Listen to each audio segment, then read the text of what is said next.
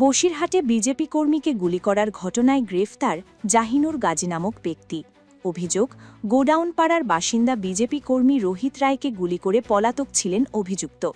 ঘটনার তদন্তে বসিরহাট থানার পুলিশ।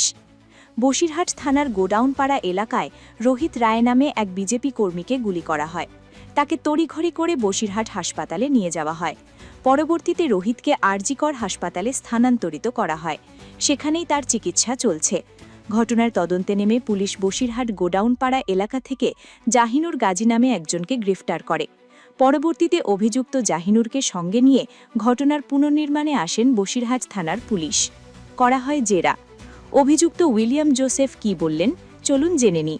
মিশন আসে যে মানে ময়লাখোলা স্টেশন সংলগ্ন গোডাউন পাড়া যেখানে আছে সেখানে রোহিত রয় এলিয়াস চিন্টু বলে একজন স্টেশনের আশেপাশে যে গ্রামটা আছে সেখানে বসেও কিছু বন্ধুবান্ধবের সঙ্গে বসেছিল। সে সময় অতর্কিতভাবে কিছু দুষ্কৃতী এসে গুলি চালায়। তো সেইটার তদন্তে নেমে আমরা জাহিনুর গাজী বলে একজনকে ওখান থেকে অ্যাপ্রিহেন্ড করি এবং ইন্টারোগেশন করে সে তার যে ইনসিডেন্টটা ও স্বীকার করে। হ্যাঁ, ও বেসিক্যালি যে ফায়ার আর্মস দিয়ে ঘটনাটা ঘটিয়েছে আর কি, সেই ফায়ার আর্মসটা রিকভার করার প্রসেস চলছে।